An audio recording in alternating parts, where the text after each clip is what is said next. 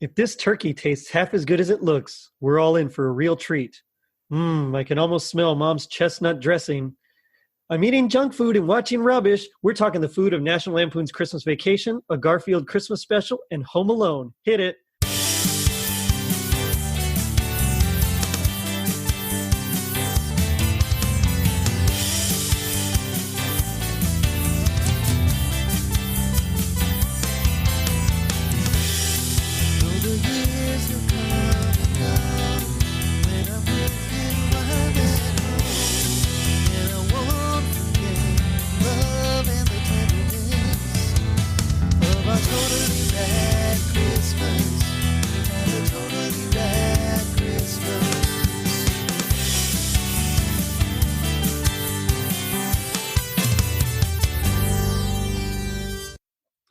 It was the 1980s. Fox Broadcasting Company made its primetime TV debut. The Galileo spacecraft is launched by NASA.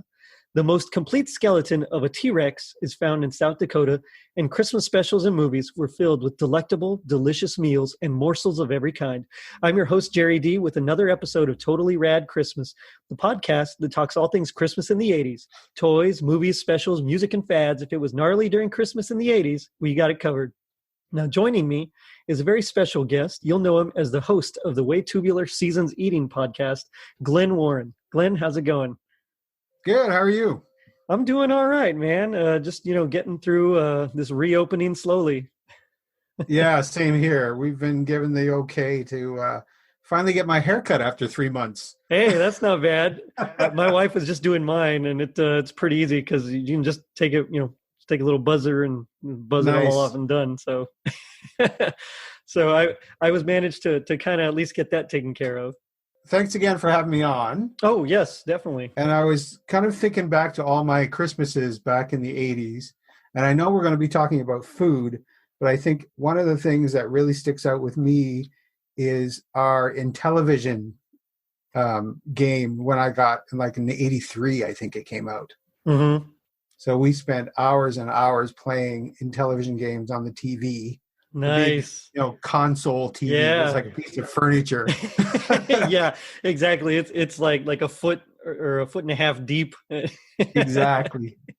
So yeah, that was a big Christmas memory from the 80s. Right on. That's cool. I remember my TV, you had to let it warm up before you could play any video games, Oh. like it had to go for like a good 10 minutes before it finally was ready to actually display an image.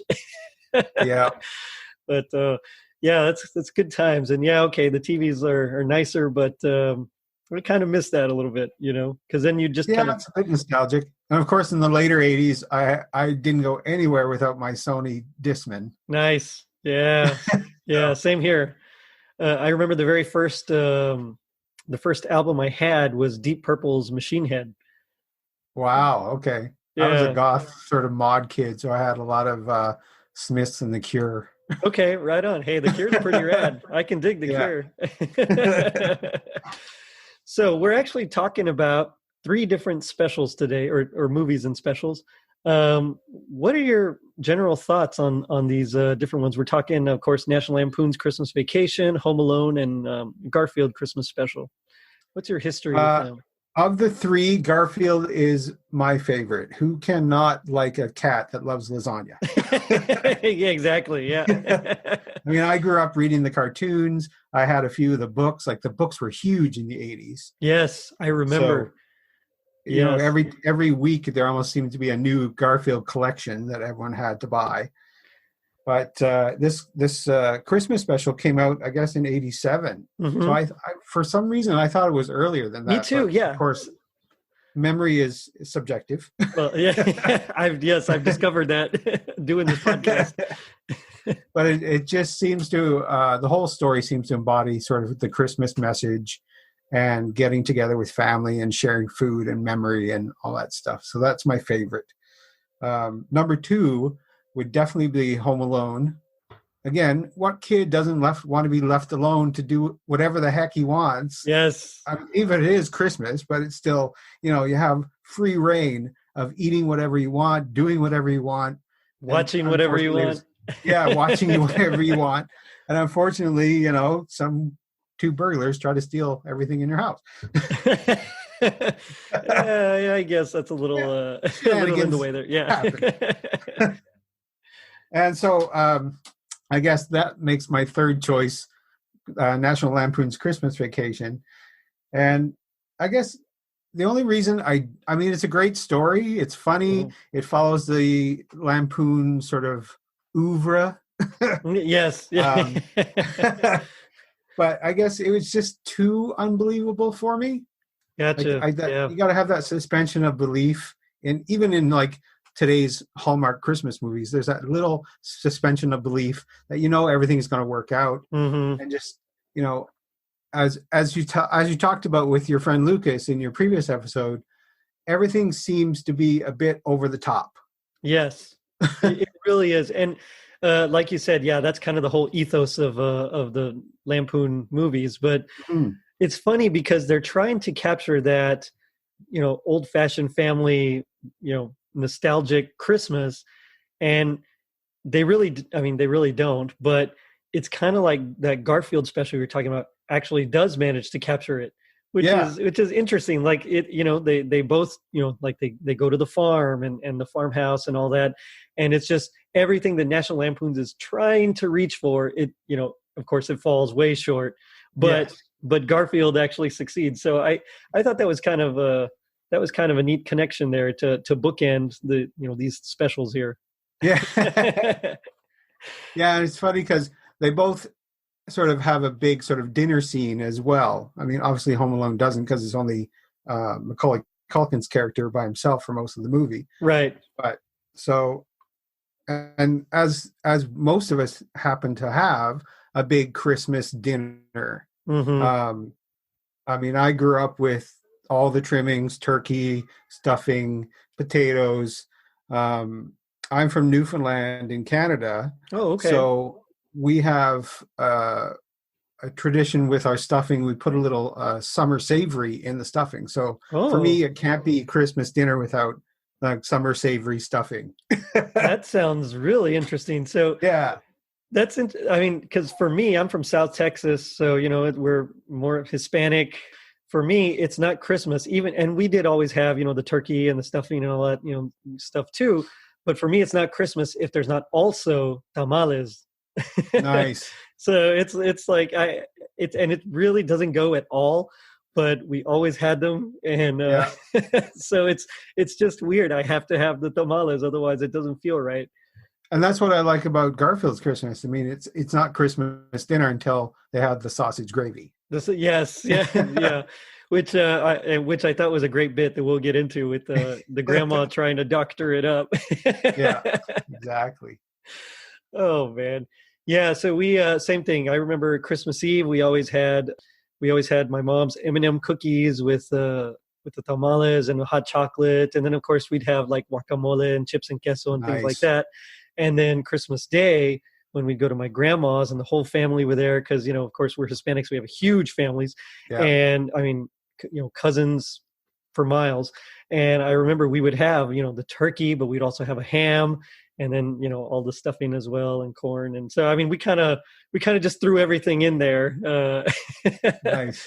So, you know, that's kind of what I'm used to. And seeing the Griswolds dinner, it was very similar to ours because you had all sorts of weird things like Jello mold. You know, you got to have the Jello food. Well, we didn't have cat food in ours, but yeah.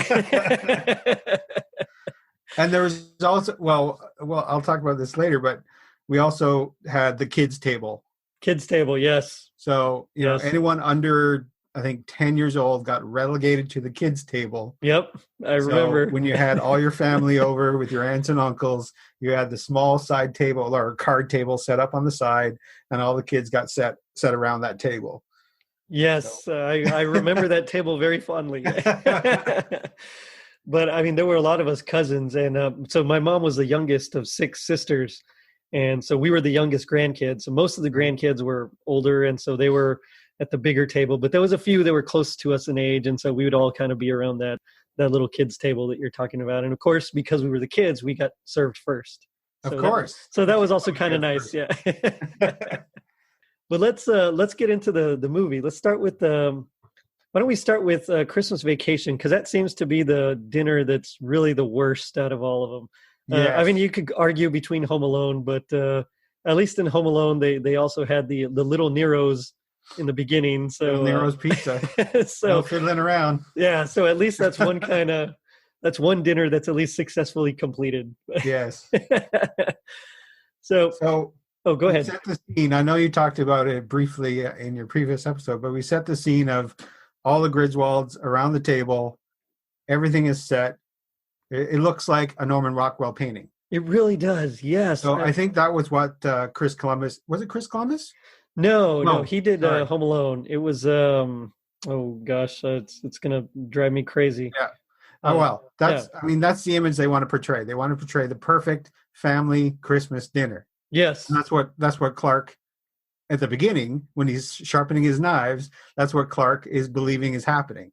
Yes, and he's even got his, his sweater, his pullover that he's wearing, and of course, everything's just he's ready. And and the turkey looks beautiful. I mean, the outside, I mean, it looked like it was a great cook on the turkey. Well, is it cousin Catherine?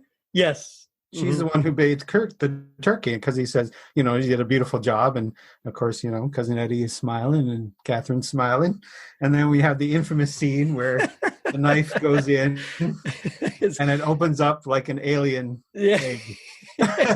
And you just see the steam rising up and sort of puff of steam or dust or whatever you think it is. Is it like possible to actually do that to a turkey? I mean, it's possible to cook it very dry. Yeah. I know the dryness I can understand, but I mean, the inside was, it looked like it was almost hollow or something. Yeah. It looked like a big sort of spider web inside. Yes.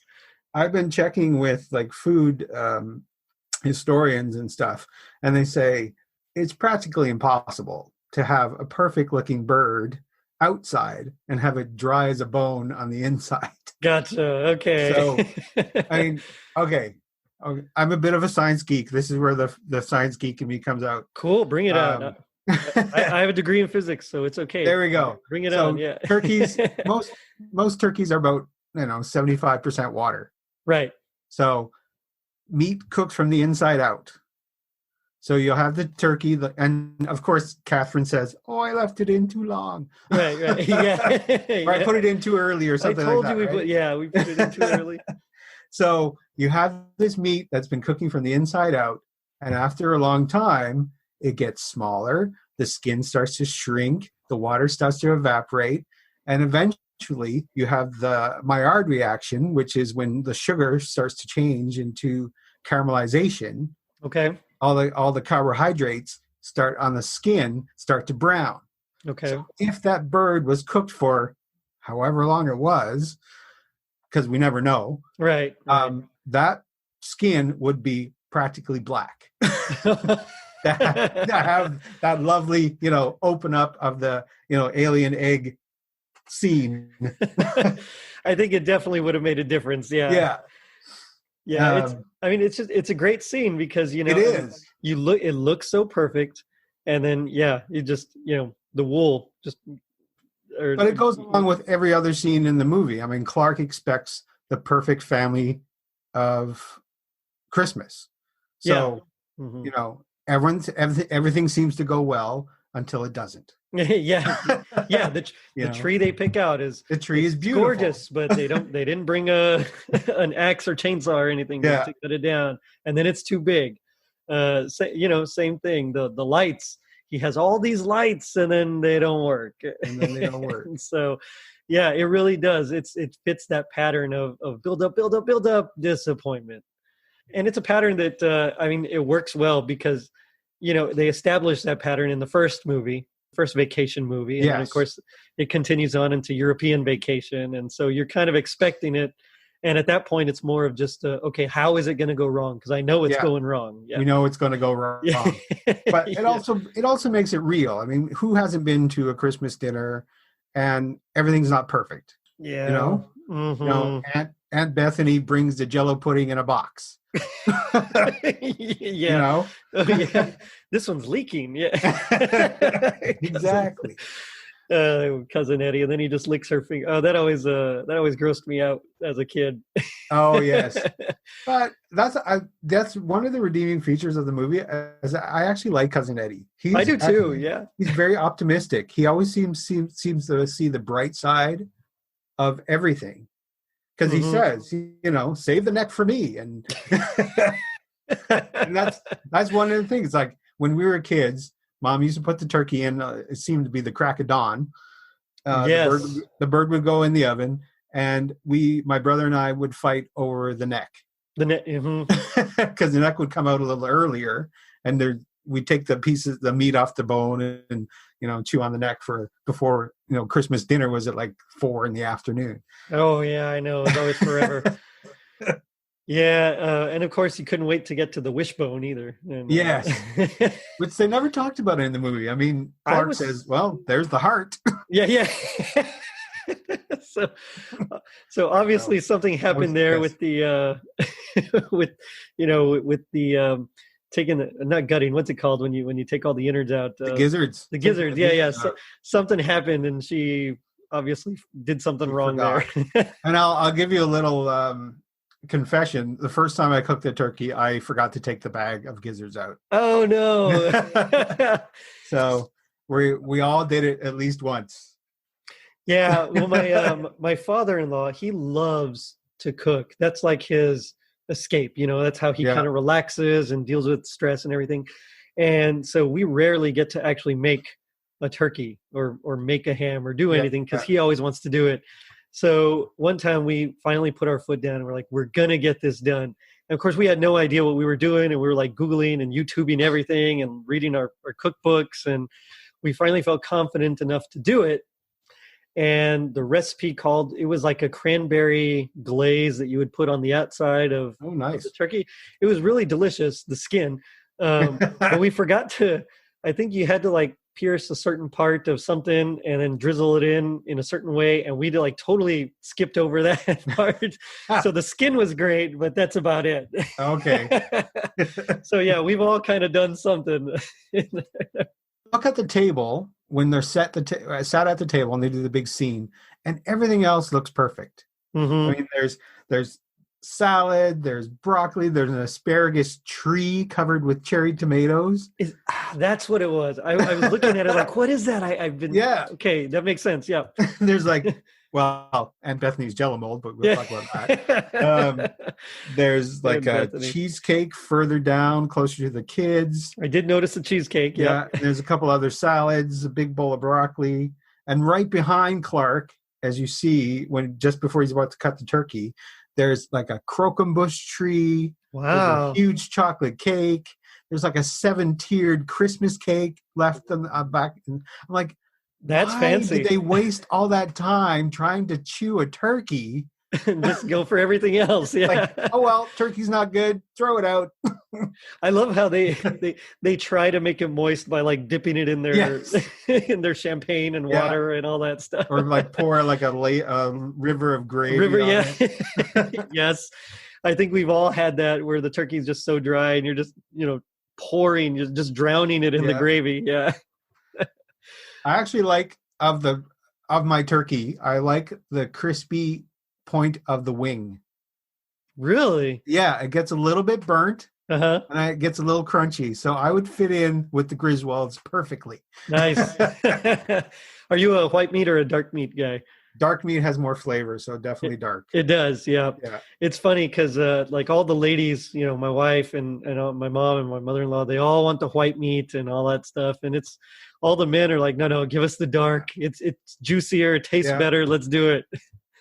Exactly. So I just is that like a universal thing, or is that just no?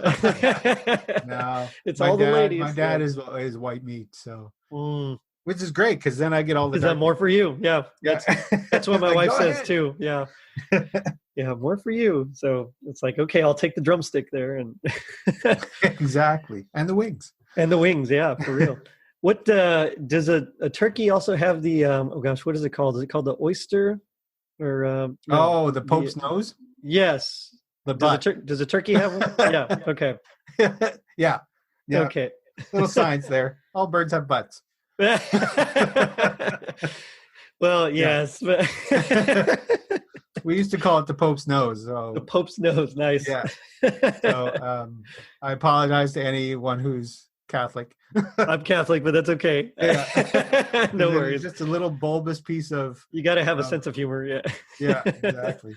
Yeah. So Yeah, that was always I always enjoyed that part, and but really, and truly, I'm a carnivore. I live in. I mean, I can eat any kind of meat. It's delicious. So white meat, dark meat, I'm okay with whatever. And of course, my wife will try to like take the skin off, and she just try to make it as healthy as she can. And I'm like, no, I want all that skin. That's Yeah. I need that flavor. fat means flavor. Yes, it does. I mean, I know it's. We hate to say it, but fat means flavor. Sometimes it means cholesterol too, but it really does. It's the tastiest part, So, but speaking of tasty, okay, the Jello mold. Yeah. Oh my goodness. So it's a green Jello. So that's usually what lime? I think it even says lime. Yeah, it's lime because I think that was the only choice back then, or still is, for green. Yeah, because no, I was thinking of pistachio pudding, but that's pudding. Yeah. Back in the day, I mean, Jello came out with their, powdered gelatin back in the 50s. Okay. And they used to have vegetable flavored Jellos. There used to be a celery Jello you could get, or a tomato Jello. So a celery Jello would actually work.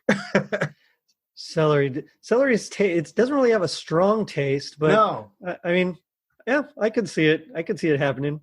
Especially if you were to mix it with something else. I mean, like a combo flavor, I think would be pretty good. I mean, I've never done it, but I mean, I would think it would work out, like celery and something else. It would work out perfectly. There used to be a recipe for grated carrots and celery in lemon Jello or lime. Ooh, that sounds good. I mean, that sounds really good, actually. We've been using gelatin for centuries. I mean, gelatin used to be around in medieval times, but that was a very labor-intensive process because you used to basically boil down hooves and snouts and anything that had anything with the pectin. With the cartilage and stuff in. So pigs, horses, whatever. So it works. Yeah. Does it add a little extra flavor in there too? Yeah, well, I'm sure it did back in the day. But yeah, after the war, the Second World War, there was a huge boom for industry, and powdered Jello came out for the American housewife. To make it quick, all you had to do was add hot water, and you had a meal practically. And so there were like cookbooks completely filled with all these jellied salads you could buy, different and it really caught on probably in the 50s and 60s. Okay. So I'm thinking that's why. Oh God, what's her name? Aunt Bethany. Aunt Bethany brings the salad because she's of that age. That would be right in her in her generation. Yeah, right. Because I grew up for Christmas dinners, 70s, 80s. Mm-hmm. So I love a jellied salad. I would have it on my Christmas dinner anytime.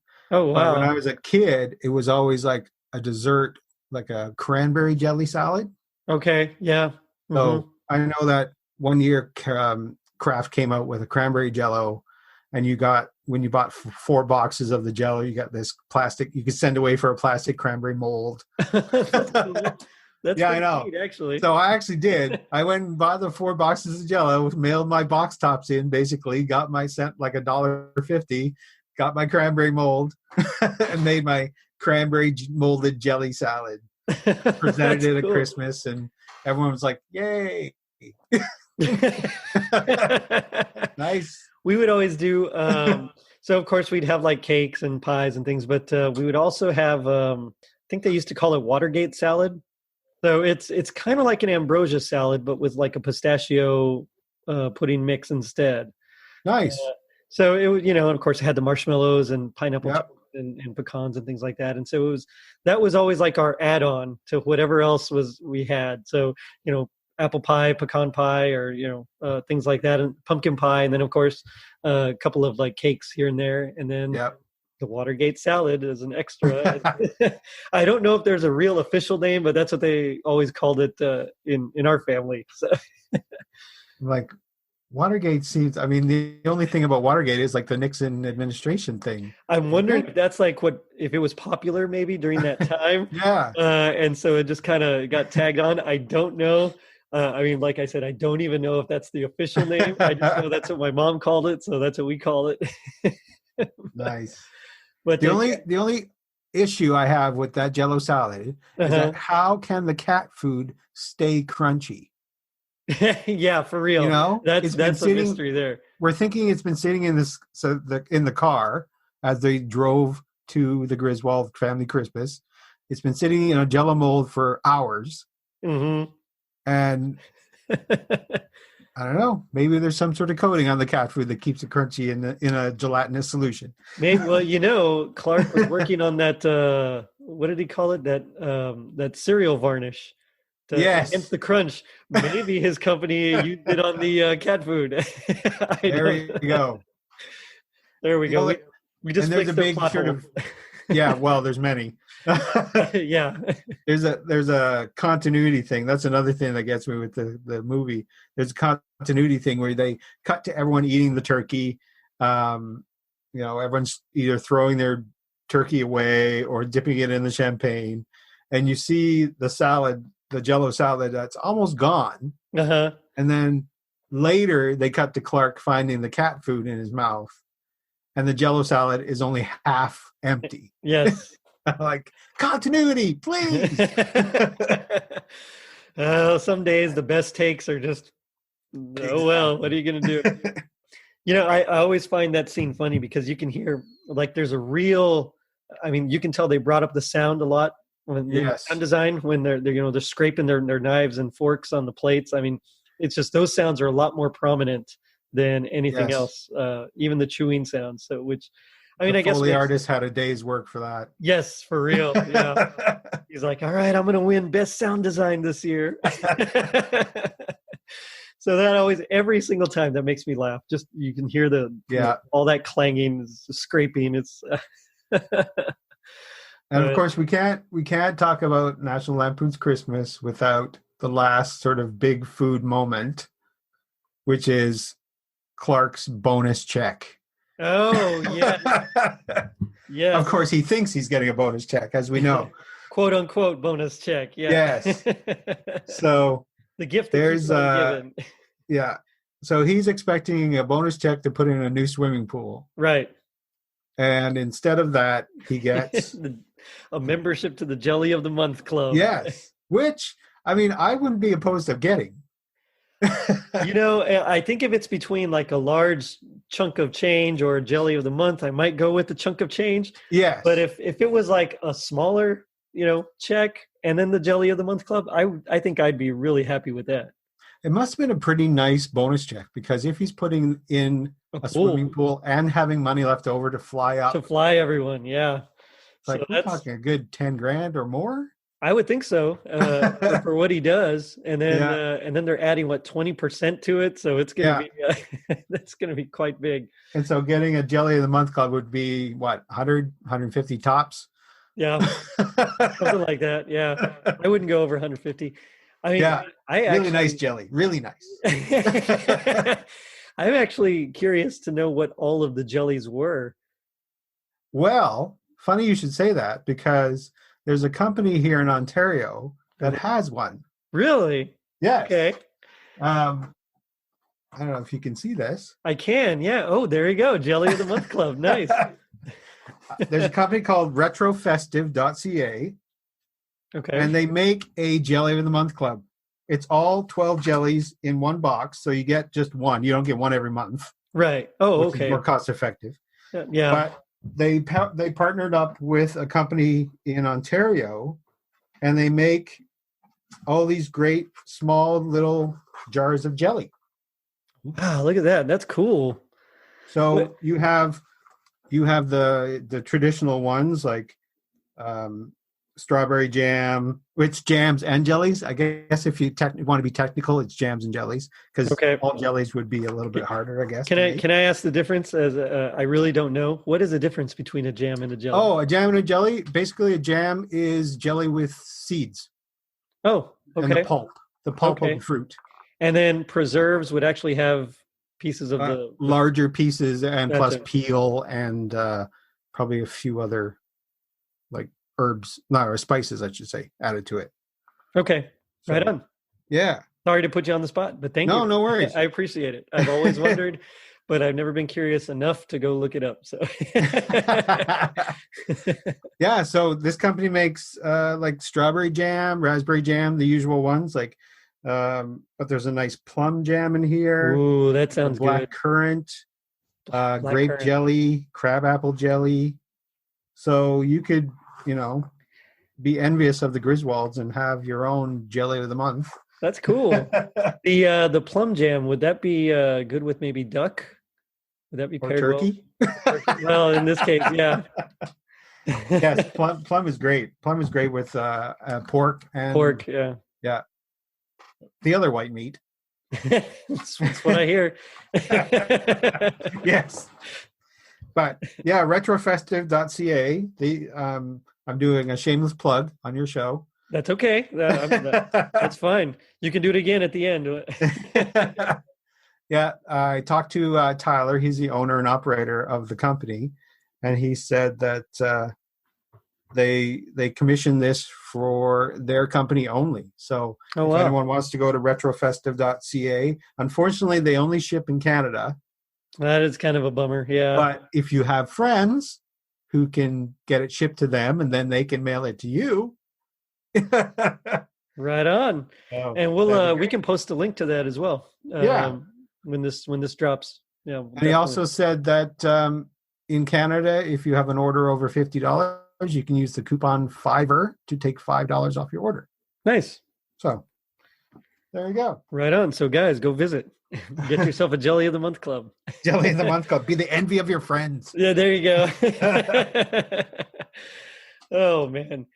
So that's I think the last thing probably to mention with the Christmas vacation meal is when they're chasing the squirrel and Clark is looking for Eddie because he usually eats those things. Oh yes. So yes, that's true. I can say with all sincerity, squirrel has never been a part of our Christmas dinner tradition. So no, nor have mine. I haven't had squirrel, I must admit. Yep. I've had rabbit, but not squirrel. Rabbit, yep. Yeah.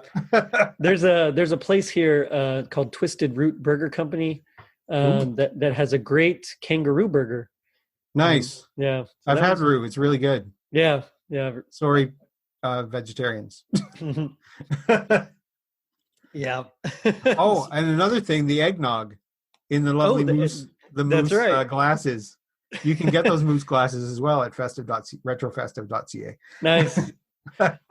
Oh man, yeah, and which is great. Yeah, and I mentioned this last time, but it's a great tie back to the very first one, Wally World, because it's yes, it's the Wally World moose. Yeah. Yes. So yeah, so that's really cool. And this dinner, I think of all the three that we're talking about, I think this one is the most. No, let me say it this way: it's the worst. It is. It is the worst. Kevin's is bad, but at least he kind of has a complete meal at one point. So, and I think I honestly would take his meal on Christmas Eve over their meal any day, even though I don't even know if he gets to eat it. But let's go ahead. I don't remember if he does. So yeah, so Home Alone. Home Alone. 1990. We haven't done it on the show yet. That's coming up in a couple of months, actually. But nice. The whole premise is, the little boy gets stuck home alone while his parents and whole family are flying to Paris. And while he's there, some burglars try to break in, and he has to not only grow up and learn how to live, buy food and make food, but he also has to thwart them and their attempts to break in, which he does successfully. Directed by Chris Columbus. This is Chris Columbus, yeah. Yes. And of course, music by John Williams, which is amazing score. Yeah, what did he do again? I couldn't remember. Just like a little space movie, little indie movie. Yeah. Something about a shark, and I think there was a Wookiee, but yeah. But yeah, so one could argue that Home Alone is a pizza movie. It's definitely a pizza movie. And I like how they didn't want to like pay for Little Caesars. Yes. so they just knocked it off and created Little Neros. which if you read the history, he admitted it was a direct jab at Little Caesars. Oh yeah. Well, I mean, might as well. And one little fun fact: on the 20th anniversary in 2015, Uber Eats delivered Little Nero's Pizza to the Chicago area. Oh, that's awesome! That is way awesome. Yeah, Little Nero's. No fiddling around. So yeah, the very first food we see is, of course, the guy's there. He brings, let's see, what is it? 12 pizzas. 12 pizzas. 12 pizzas. $12. No, 10 pizzas for $12. 10 pizzas for $12. Yeah, I always get that because he said you owe the driver $122 and something and change. And then of course the pizza guy is like, "Yeah, nice tip." Yeah, exactly.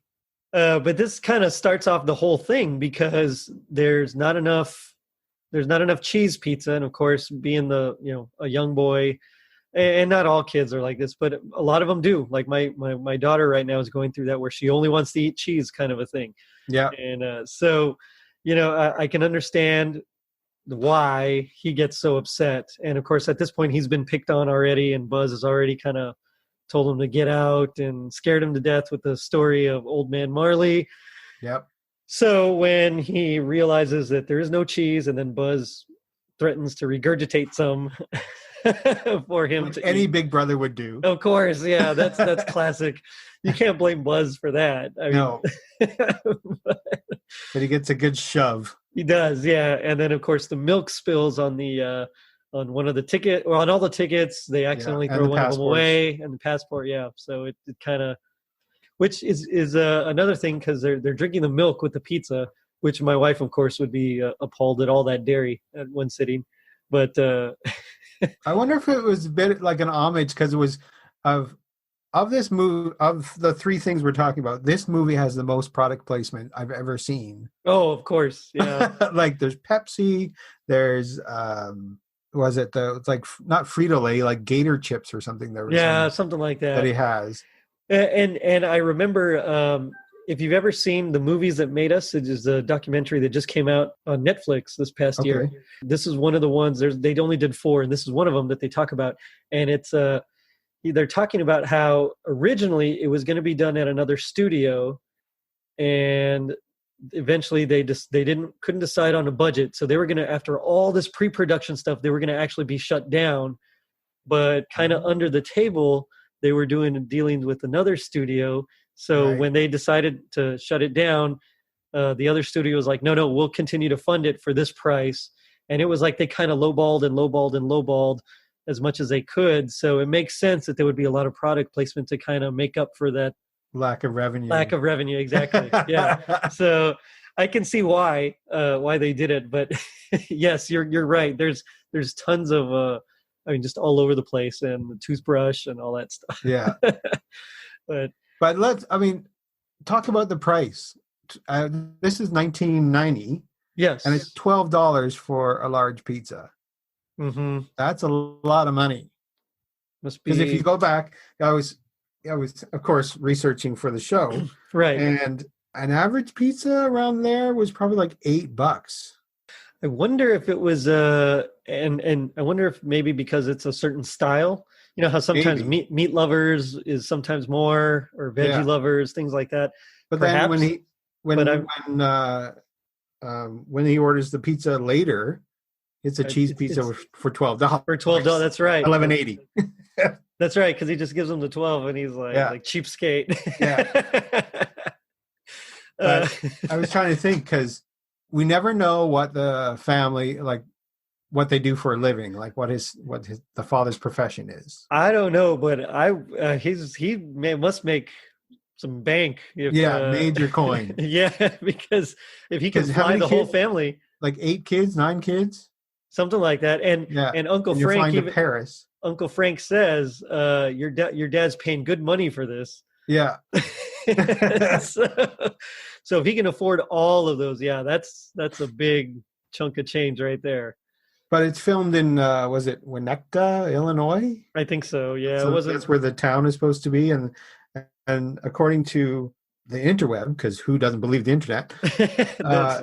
Winnetka is one of the more affluent parts of Illinois. So maybe charging $12 for a pizza is commonplace. Could be, yeah. Chicago style. Well, that's Chicago style is a deep dish, right? Yes. Generally? Yeah. But no one in Chicago would eat that. That's if true. You're from Chicago, that's true. Only the tourists eat Chicago style pizza. Anyone who's listening from Chicago, write in and tell them that. Yes, yeah. I don't know. I've only been once, and I had deep dish. Yeah, of course. And it's funny because if you talk to anyone from Chicago, the way they cut their pizza is in squares. No one you have to specifically ask for the triangle, like really, that everyone gets. It's like party style. It's basically cut into squares. So the only problem with cutting into squares, you get that middle piece where it has no crust. Right. But picky. That's being picky. Huh. That's really interesting because of course I've seen it a few places, but it's not very popular to cut it, at least down here, to cut it into squares. No, I used to work for a hospital catering company, and we did it for the staff, but only because you get more pieces that way. Yeah, more slices. Makes sense. But then you get that, sort of crusty side piece that is basically all crust. All crust. There's always the one, yeah. Yeah. That's the downside to it. Which would be akin to eating the dry turkey from the Griswolds. Yeah.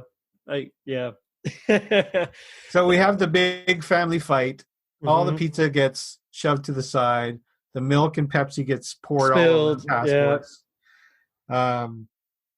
And so chaos ensues. Kevin gets sent up to his room, and then everyone leaves. They leave, yeah. And so he wakes up. He's all by himself, and this is when we get a whole bunch of the I'm eating junk and watching rubbish kind of things. Yeah, and I'm sure any kid left alone would do that. Oh yeah, totally. Ice cream, candy, cakes, whatever we had is what we would eat, and for sure I'd probably order pizza or if I wanted. Nowadays, it's a heck of a lot easier to order a pizza than it was back then. Oh yeah, for real. You just, even if you just have your card, just do it all in a click, and you're pretty much done. Of course, we get that famous "keep the change, you filthy animal" line when he's watching the Angels with Filthy Souls, which was made for the movie. It was a movie. Which is weird. You make a movie for another movie. Well, and again, I think it's because they didn't have a budget to actually have, that kind of, the original movie, that it was based on. But I guess the one good thing about having a movie created for the movie is that you can put any dialogue you want into it. That's right. You can, and you can tailor the look exactly how you want it. You can get those real noir type shots. Of course, it's black and white, but you can make it the atmosphere exactly what you want. So exactly. So that's a plus, yeah. And he, of course, he's just on the couch with his big old spoon, eating. Yes. Is it a sundae? Is that he's actually eating? It's a big sundae. It's a big sundae. It's a big sundae of 12 scoops of something ice cream, like that, all different flavors, with a huge bottle of chocolate syrup, a jar of maraschino cherries. Yeah. So I don't know how he didn't get an ice cream headache eating that. But yeah. This is another sort of throwback. When I was in my 20s, there's where I used to live, there was a ice cream parlor that we used to go to in the summer, and they had one called the Trough, and it was 21 scoops of ice cream. Oh, wow. Of course, you couldn't eat it by yourself. Of course, yeah. You shouldn't eat it by yourself. That's probably what I should say. I'm sure there are some people that downed one or two in their time. No, I know. And I was always a kid that I loved it so much that I would just eat as fast as I could. So of course I Yeah. would always get the ice cream headache. Well, as some of my relatives would just sit there and, their friends would just, eat it nice and slow and savor every bite. And I mean, in Texas, I mean, you can't do that. It'll melt before you're Yeah, done, exactly.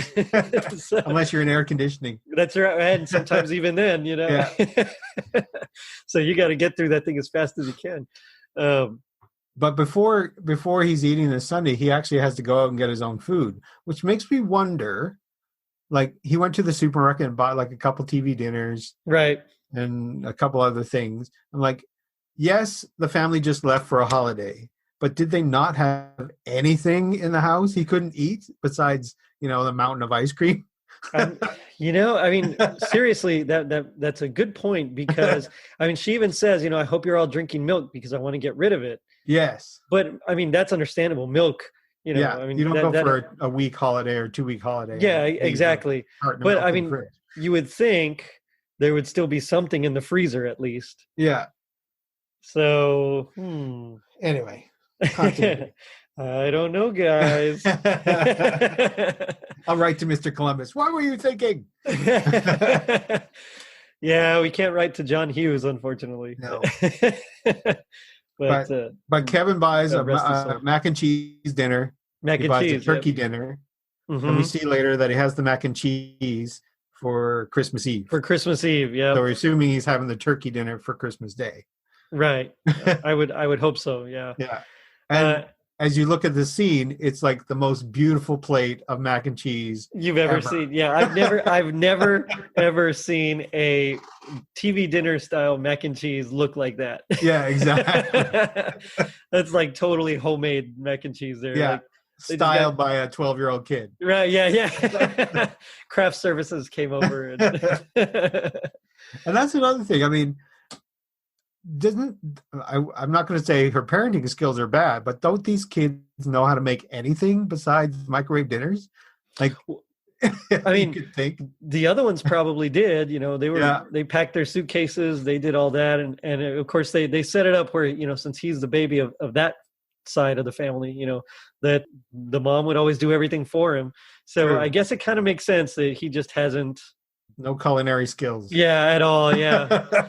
And they could be the mom, Catherine O'Hara, just her last, just clinging on to, I have to do this for my baby kind of thing. I don't know, but they can't grow up. They grow up so fast. Yeah, exactly. He does get some Tic Tacs from the Santa. Yes. That he goes to see. But I don't think that actually counts as a meal. No, unfortunately not. Yeah, those TV dinners. I mean, I remember when I was in college, you're kind of like trying to scarf something down really quickly before your next class. Mm-hmm. And so I remember having a few of those and just, putting them in the microwave and just eating them all out. 3 minutes, done. Yeah, exactly. Yeah. And then you can get on your bike and bike to class. So yeah. Not nowadays, but I can't do that now. But yeah, I mean, I can understand why he would want something like that, because it's easy. It's just a plug and play kind of thing. And I know, because having had a few of my time, I know that, I mean, they're not like that. And so seeing it, and he had his utensils and it was on his nice plate and everything. I mean, that doesn't happen ever. Any kid worth his salt would just eat it out of the box, exactly, straight out of the microwave. Yeah, maybe. I mean, it is Christmas Eve though. He's probably trying to create a moment. Yeah, it could be because he's by himself. Mm-hmm. He said, he does his little grace, and he's thinking about his family. So. Yeah, the family he wished away. Yes. Although, it is funny because I know you'd be hungry, you'd have to eat, especially after setting up all those traps. Yeah. But would you really have a sit down meal? Before all this chaos is going to ensue, the bad guys are coming. Yeah. Why would you just sit down and prepare yourself a meal and everything? That part always got me. Yeah. One little moment of normalcy before the chaos. I guess so. But so was it Kevin McAllister is a Zen master? That's it. He brings in the Zen. There you has go. his mac and cheese. Oh man. Yeah, not a lot. You're right. It really is just a pizza kind of movie. But It is. but at least It's- there's, at least pizza's pretty tasty compared to dry turkey. So I'll take that That is true. any day. And of course, we talked about the infamous scene of the pizza delivery. Yeah, And, yes. like, okay, any like pizza delivery kid, 16, 17 years old, making a few bucks for Christmas, he's not going to care that this kid is by himself. No. He's going to say, just give me the money. Just give me the money, yeah. No let me big do my deal. job. And I guess that speaks to like the naivete of Kevin. Yes. He's just an 8-year-old boy. He doesn't know. He's just he thinks everybody's gonna get him or something. I don't know. But yeah, he thinks his ruse is going to be found out. He's going to be left alone, and he's going to be sent either to like child services or something, which he should be. But that's a whole nother conversation there. Exactly. One last thing before we move on to Garfield, because Garfield is amazing. But I always liked how when they're on the plane and they're drinking the champagne and and then Frank is talking about putting all that stuff in her purse. Is trying to convince his wife to take the crystal and the silverware and all that stuff. Of course, like we said, we don't know how much money this man makes, but why would you need to steal the crystal? I don't know. But I guess if you're frugal for a reason. It could be, yeah. He doesn't buy it. I don't know. I mean, obviously the dad, he obviously has the the money. Yes. So I don't know, Uncle Frank. But anyway, speaking about money or lack thereof, I mean, Garfield's seems to be this antithesis of either the Griswolds or the McAllisters. Ooh, good seg. I like that. It's very down home. Yes, yeah. I really enjoyed the Garfield special, and I remember we didn't always watch it every year because I think it was paired with the Charlie Brown, I want to say. Oh, okay. Well, it came out in 87. In 87, yeah. And Charlie Brown, of course, has been played for, a couple of decades at that point. Yes. But, which would make good business sense if you pair a new cartoon, a Christmas cartoon, with a classic Christmas cartoon. Oh yeah, people are going to stick around. You see that all the time with new pilots and stuff like that. They always add them like right after something that they know you're going to watch in one of their popular shows. So again, it makes a lot of sense. But this special, I mean, not only does it have like just a ton of, as people like to say, the Christmas feels. Yes. But I mean, it's really well written. It is for like a 23-minute cartoon. Yeah, it's super short. It just filled that 30-minute time slot with commercials. So it comes out to like 22, 23 minutes. And right away we get into it where, there's the magic machine that will grant you any wish. Yeah, the Santa machine. The Santa machine, yeah. Which is great because, Garfield, all his wishes. And well, before that, though, he's dreaming. He's dreaming of waking up, and John has and John has the lasagnas. His breakfast lasagna. As one should have. Yeah. It takes a long time to make a lasagna. So I don't know how as many, they're not Stofers, unfortunately. No, they're no, they're definitely not. They're probably homemade. And poor John, I mean, he's got to be just making these things forever, for days. But so he wakes him up and he's literally just putting like a trail of breadcrumbs, except in this case it's a trail of lasagnas. And Garfield just scarfing him down to get to his magic, Santa machine. But we realize that it's all a dream. It's all a dream. Yeah, there is no Santa machine that will grant you any. I know, but I did love, and I know this kind of takes us a little bit off topic of the food, but I loved how in the actual machine, Santa's hat would come down and like put, just rest on the head of whoever was sitting on it. And I wonder if J.K. Rowling got that idea. For the sorting hat. The sorting hat. There we go. Copyright infringement. There we go. Everybody spread that around. No, no, don't spread that around. No, please don't. But it's such a great, it really is such a great special, especially food-wise, because not only do we have all the lasagnas, which I've never given our cat lasagna, but no, I don't think dairy goes well with cats. I don't, yeah. There's that myth that cats like milk. Love milk, yeah. People don't give dairy to your cat if they're a grown cat. Unless they're orange and their name is Garfield, yeah, and exactly. they're fictional. Completely fictional, yeah. Then go ahead. Yeah, so we've never given, obviously, lasagna to our cat, but I just love how Garfield, he really will just eat just about anything. He's just... Yes, as we find out later.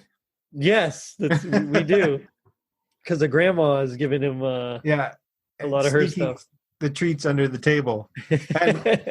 And, we had a dog when I was a kid. We have a dog now, and it's very tempting just to let the dog have a little nibble. Yes, yeah.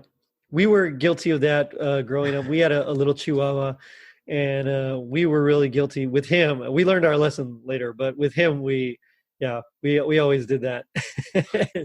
And so especially if we were eating pizza, we would sometimes give him the crust and call it the pizza bones, which, we probably shouldn't have been doing, but we didn't know any better at the time. So, yeah, so that was probably not a good idea, but he loved the pizza bones. So. Yes. So John packs up the family, Odie and Garfield, and goes to Christmas for his parents and his grandmother. Yes, and his brother. He grew up on a farm. Which seems very strange. Didn't remember that at all. Watching it again, because it's been, I don't think I've seen this one since like the early 90s. So it's been, a good, 15 to 20 years. And I completely forgot that it was set on a farm. But I love how all his family and friends are, talking to him as if he's a city slicker now, and he's gone soft. And Doc Boy is the man of the house. Doc Boy, yeah, his little brother. Yeah, his little brother, which was actually based on the author's real Jim Davis's real little brother. They used to call him Doc Boy. Oh, really? So, okay. So it is semi-autobiographical of a special. He did kind of grow up in that more of a rural kind of area, which I thought was really neat. Because, when you really grow with it, they say, write what you know. And so exactly in this case, and I think that's what really makes it special. He said, I remember reading that it was actually everything in it except grandma and, that whole subplot, which was just added for the emotional impact. It all really happened. And so he would go back and things like that. But and grandma was voiced by Pat Carroll. Oh, yeah. And she does the voice of Ursula in The Little Mermaid. Yes, which I remember thinking she sounded familiar. Yeah. After The Little Mermaid came out, and I was like, "Why do I know this voice?" Christmas. Yeah. It all comes back to Christmas. Which is it's another interesting thing because Garfield, of course, voiced by Lorenzo Music. Yes. Who also did the voice of Peter Venkman in the Real Ghostbusters cartoon. And, of course, Peter Venkman was played by Bill Murray. Now, later on, for the live-action Garfield movies, they got Bill Murray to actually do Garfield. So they kind of, switched roles there for a bit, which is just a cool little factoid that I really enjoyed. Unfortunately, the movie is not that good. Yeah. Sorry, Garfield. That usually, that does happen. The Smurfs... The Smurfs movie was terrible. Anytime you get that kind of thing, the script has to be just right. Yeah. And you have to have the correct director. Otherwise they never work. The Chipmunks one was not very good. Of course, Garfield, not very good. And I think there's just something about the cartoon medium that lends itself to the fantasy much more than live action, even with CG and stuff like that. It's not the same. And they bring back grandma for the Thanksgiving special as well. Oh, right. So she comes in and saves the day by cooking the Thanksgiving meal. And so John can have a date with the veterinarian. Oh, yeah. He wants. But that's what grandma's always in a long time. Grandma's always there to save the day. Yes. Well, and I like how they set up right away. There's kind of like a little rivalry between grandma and John's mom about the cooking. So So we even see her, she's kind of checking out the sausage gravy, and she's about to spike it with some chili powder when his mom walks in and, kind of calls her on it. She's like, no, I wasn't going to do it. And then, of course, the mom leaves. And Grandma's like, well, I only did win, first prize in the gravy blue cook-off. ribbon. Blue ribbon, yeah, the blue ribbon in the gravy cook-off. And the Green County Country, was it the Green County Gravy Champion? Gravy Champion, yeah, that's it. And, which probably does exist. Like there's I'm probably sure in a bake-off or a cook-off or something. I'm sure there's got to be a gravy cook-off somewhere. It's got to be, yeah. We have chili cook-offs here. That's like the big thing, and of course brisket. Like pitmaster thing. So of course I can imagine those areas that there'd definitely be some sort of gravy contest. It only seems natural. And I must admit, I do like a sausage gravy. Yeah, it really makes me want to like try Grandma's recipe, which is a shame that there's no actual Grandma's recipe. Because a few years ago we were down in Nashville and we had the sausage and gravy biscuits. It was so good. Yeah, yeah. It's been a while since I've had it because it's not really like a part of our upbringing. Yeah. So I didn't actually have it until. I think I was like 27 or 28. And I moved up here to the Dallas area, and it was like this church, like retreat that I was on, and they catered that for breakfast one morning, and it was good. I gotta say, it was very good. So Grandma knows what she's doing. Exactly. Yeah, exactly. So I'm really interested. I mean, it didn't have chili powder, which is kind of a shame, but because now I really want it with the chili powder and exactly and all that. But and then Garfield has a little taste afterwards, and then you see the steam coming out of his ears, and his face goes red. The classic, perfect. Which I mean, I like a spicy chicken wing, so Same here, yeah. It'll make me like tears coming down my face, and I'm like, "This is great." Yeah. Oh, yeah. Same here. On our honeymoon, we went to St. Thomas, and I remember one of the things I had was some habanero pineapple chicken wings.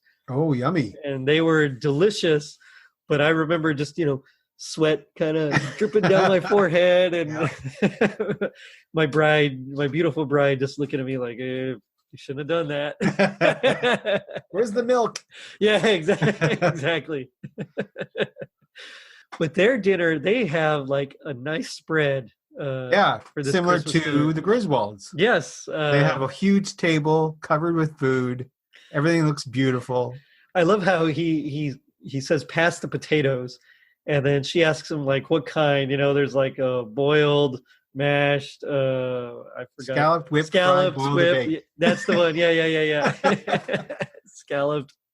I mean, it's just, that seems like a very country thing. You're meat and potatoes, and of course you got to have it all in different kinds. I mean, growing up, I know we would usually have, of course, there would be mashed potatoes, but then there was a baked potato and usually a scalloped potato as well. Sweet potato sometimes, yeah.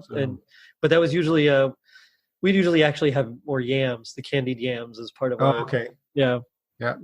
So I mean, there was something that I just immediately connected with. Like, yes, you got to have all those different kinds, and then same thing with the pies as well. Yes. And I actually rewound it a couple times and wrote down they got apple, peach, pumpkin, blueberry, cherry, and banana cream. Man. I would say, I don't know if it's a culture thing, because you can't go to Christmas dinner and go away hungry. Definitely, yeah. So maybe like if I went to a dinner, I would always make sure my guests had enough. Yes. And so I always make more than what anyone would eat in a sensible dinner. Right. So you have leftovers for days. We're eating turkey sandwiches for days. Yeah. It's funny though, because it's really only 5 people. Yes. And she made 6 pies, 5 different types of potatoes. But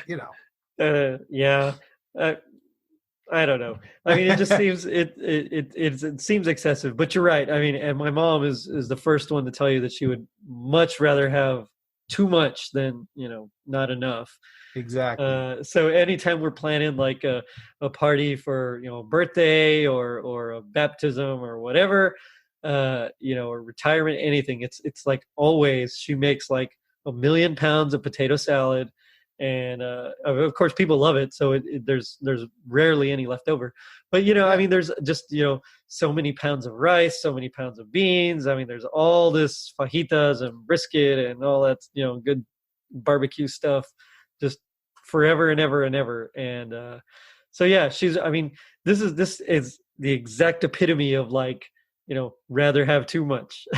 That seems to be the history of the holidays anyway. So when Christmas comes around, we always seem to overindulge a little bit. Yeah. So this show and the National Lampoons just mirrors what everybody in the household is doing. Yeah. So we've been growing up with a culture where we wouldn't know. Back in the day, we wouldn't know where our next meal would come from because we're surviving the winter. Right. So eat now, fill your belly, have plenty of food because you may not have it in a month. You might have to tighten your belt. Yeah. Exactly. Yeah, I gotcha. Oh, and just a little Lord of the Rings there. Just tighten. keep going. Yeah. Yeah. That's. And I mean, we now have a culture where we can get food 24/7. Mm-hmm. We don't have that sort of hunt and kill and prepare and all that stuff where we don't know where our food's going to be next week for most of us. And even on Christmas, so you see in like, I mean, even in movies, it's kind of pervaded where like if something goes wrong, they can go to a Chinese restaurant, like in A Christmas Story. Or they can go to, what is it, Denny's, or like in the Santa Claus, when he burns his turkey. I mean, there's you're right. It's all available. So just in case something happens, you're set. Yeah. It really is just on a whim you can go, which is kind of neat. Yeah. In case you have a dry bird, you can eat the platter, or the bar cart full of desserts behind you. Exactly. And you know what? I mean, croquembouche, that's fancy there. That's labor intensive. I've made croquembouche, and it's not easy. It's really difficult. I mean, that's why you see it on these baking challenges and all those, like Food Network shows. And yes. I mean, it really is a difficult thing to master, especially if you're going to do any, a pâte à choux with like any real depth to it, I mean, it's anyway, but but yeah. So of course, Garfield gets fed under the table by Grandma. Yes. So to the point that when John actually offers him food, he refuses. Which is unheard of for Garfield. and you can see the surprise in John's face. I mean, it's just it's great. But yeah, I think out of all those three meals, this is definitely the most successful. And it seems, while they all kind of had a bit of love and family and joy to it, this one just really, I think, had the most. Yeah, that's the thing that blends all three. Even though there's a bit of chaos for the whole family, there's some play fighting with Doc Boy and John. Yeah. But everyone still gets together for the holidays. Everyone still loves each other.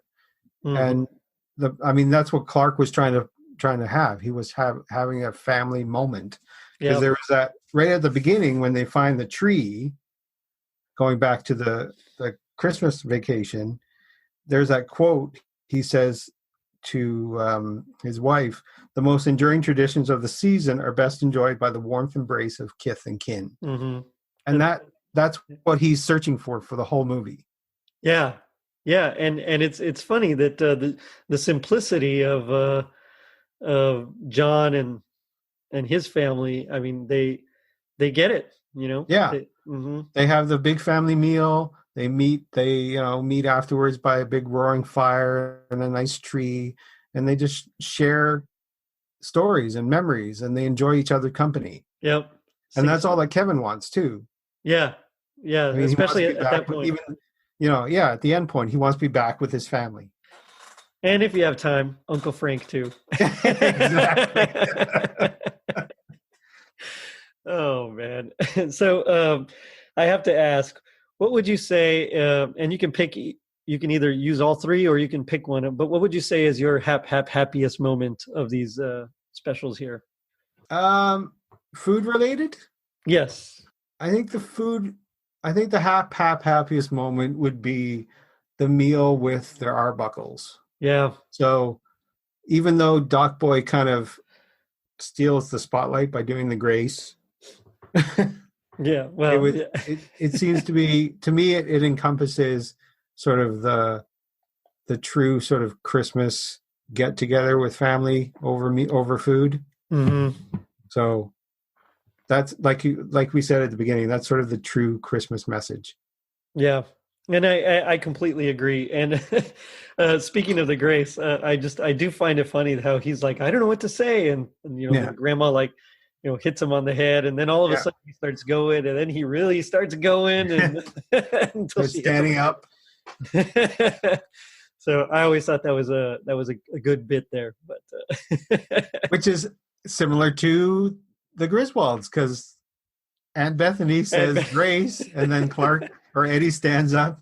I pledge allegiance to the flag. Yeah. Oh, that's great. Oh man! So now we come to my favorite part of the episode, which I like to call "Gag Me with the Spoon." So this is where we do our best impression of our least favorite part of the specials, and you can take your pick, whichever one you want to do. Unless you want to do all three. I don't have quotes for all three, but I can look it up. Okay, good. Okay, good. I was hoping you'd say that. So I'll let as a guest, I'll let you go first. Just kind of set up the scene for us, and then you can go. And the winner, the listeners will vote on who has the best worst impression, and the winner will get a totally rad Christmas sticker, unless I win, in which case I get a big fat nothing. So go ahead and you can set it up for us. Okay, I'll of the three, the worst is the pizza delivery scene for me. Yeah, because I think it's a big cop out. I think that Kevin just could have. Of course, it wouldn't have worked sort of cinematically. Well, but Kevin could have just give the kid the $12. He would have had a griping moments like, thanks for the tip. But there's the movie playing in the background. So what's the quote? Keep the change, you filthy animal. Cheapskate. Exactly. Yeah, it's so good. It's so good. No, that was good. So mine, I also went with Home Alone. Yeah. But I actually, something about the way Kevin delivers this line just always bugs me. And I know it's great and I love it, but it always kind of got to me. So it's when he's sitting about to eat the microwave dinner, the macaroni, and he says, let's see, bless this highly nutritious microwavable macaroni and cheese dinner and the people who sold it on sale. Amen. Yes. It's because, highly nutritious. Well, I doubt it. Questionable. Probably tons of sodium, but 99 cents. Yes, exactly. Yeah. Oh man. So, I have to ask, the GI Joes taught us that knowing is half the battle. What would you say is the other half? Knowing is half the battle, but understanding that not everything will go perfectly. Wow. That's very enjoying the moment. That's the thing. Enjoying the moment of Christmas. Enjoying it with your family. Enjoying the food. Enjoying the companionship. It's way better than mine. So if knowing is half the battle, the other half is that you have to drive to the country farm to get the best Christmas meal. True. It seems like it. Oh, goodness. So we're going to head on over really quickly to our Chatting with the Little segment.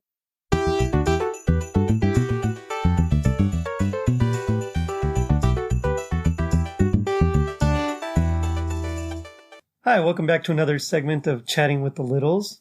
I'm here with little number one, my 8-year-old daughter. How are you doing? Good. So we're talking about Christmas foods today. What's your favorite food to eat at Christmas time? Christmas cookies. M&M's and chocolate chip. Together. Ooh, that sounds delicious. What about anything to drink? Kool-Aid. Kool-Aid, not hot chocolate? No. Okay, well, It's too hot. my favorite is hot chocolate. Mine's Kool-Aid. And when it comes to a big Christmas dinner, what's your favorite thing to eat? Tamales. The tamales. Yeah, we do love some tamales, especially with our turkey, right? Mm-hmm. I don't really like it. Well, that's okay. You don't have to like turkey.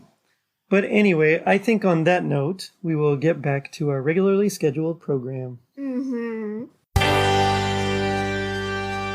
So, Glenn, what do you want to plug?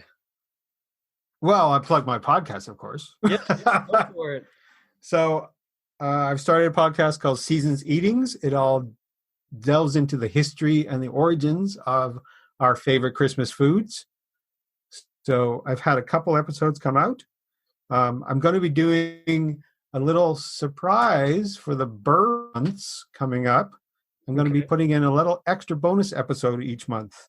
But I'm going to be doing Seasons Eatings side dishes. Oh, So I like instead that. of the food that focuses on the main, I'm going to be concentrating a little bit on the side dishes for a supporting role. So Nice. yeah, And I got to say, I loved your figgy pudding episode. thank you. It's very great. So yes, check out Seasons Eatings. It's really good, and I know you'll enjoy it. It's really cool to get into the history of things and just see where all our favorite holiday foods come from. So Yes, so you can find Seasons Eatings on Stitcher, Spotify.